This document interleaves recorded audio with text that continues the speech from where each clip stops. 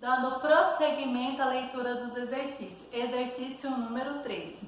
Esse slide apresenta também os dois motivos que tornam a notícia relevante. Identifique-os. Então, você vai identificar, dentro do slide, o que torna essas notícias relevantes, tá bom? 14. Depois do slide, as ministras são mencionadas em quais outros parágrafos? Então, em quais outros parágrafos elas são mencionadas? Você vai colocar aqui para mim. 15. Releia dois trechos em que citam falas do primeiro-ministro. Esse governo nasce com o objetivo de servir à modernidade da Espanha, impulsionar o crescimento sustentável e renovar a vida pública do nosso país, declarou Sánchez.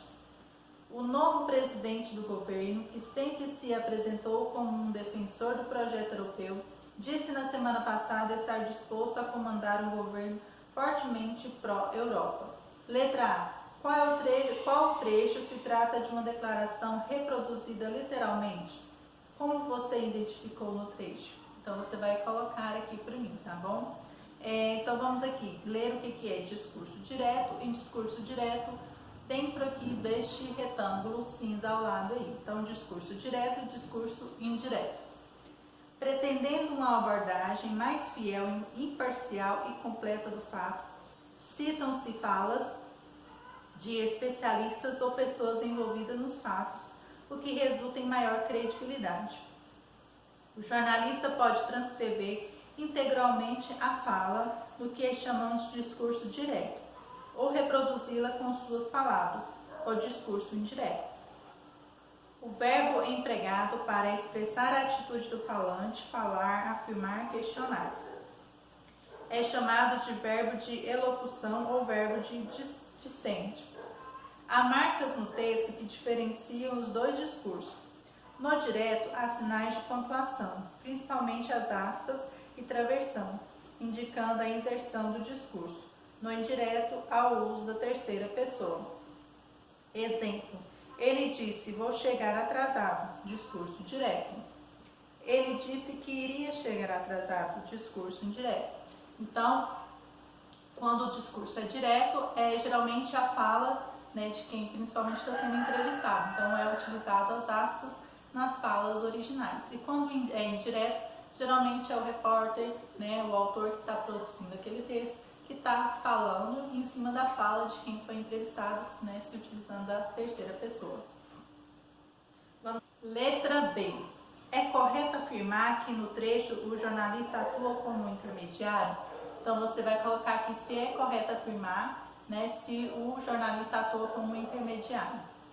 Esse pontinho aí, vocês não precisam responder, porque seria uma discussão feita em sala de aula, entre eu e vocês, nossos colegas de sala de aula, mas como não estamos tendo esse momento, essa vocês podem deixar em branco. Exercício número 16. O intertítulo Aceno a Macron inicia-se uma segunda parte no texto. Dos ministros nomeados, qual recebe mais atenção nessa parte? Então, você vai colocar o nome desse ministro aí para mim. Letra B. Com que intenção esse ministro foi nomeado pelo governo do primeiro-ministro Sánchez, segundo o texto? Grife o trecho que responde a pergunta no texto. Então, você vai lá no texto e vai grifar, vai sublinhar lá para mim essa parte que mostra, que por que o Sánchez o nomeou, dessa forma. Letra C. Há declarações de especialistas no assunto. Esses especialistas são homens ou mulheres? Então, você vai colocar aqui quem são esses especialistas no assunto. Esses são homens ou são mulheres. Letra D.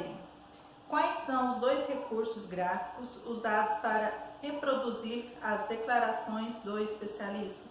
Copie os trechos em que eles estão presentes. Então, você vai colocar esses trechos em que quais são esses recursos aí, tá bom? Esses recursos gráficos são utilizados. Exercício 17. A terceira parte da notícia trata da presença de mulheres no ministério no novo governo espanhol. justifique sua resposta. Então, se a terceira parte da notícia trata da presença de mulheres no ministério do novo governo espanhol, então se sim, você vai justificar sua resposta. Se não, também vai justificar sua resposta aqui. Exercício número 18. A que trecho do primeiro parágrafo, a segunda e terceira parte da notícia se refere? Circule a resposta no texto. Então, você vai colocar aqui o primeiro parágrafo, a segunda e a terceira parte da notícia se refere ao quê? Então, você vai circular essa parte aí para mim, tá bom? 19 e o último exercício da nossa atividade de hoje. Nos dois primeiros parágrafos do texto, a relação com o título é mais evidente. Explique essa afirmação. Então, sobre o que eu acabei de ler, né, que o título ele é mais evidente, né? Então, você vai explicar essa afirmação. Então, vamos ler o quadradinho laranja ao lado e falando sobre título. Saiba mais. Nos grandes jornais existe um profissional dedicado a escrever exclusivamente os títulos, para tornar a notícia atrativa ou impactante para os leitores.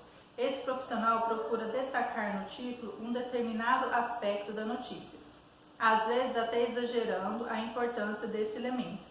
Por isso, pode ocorrer de nem sempre o título refletir com fidelidade o conteúdo da notícia.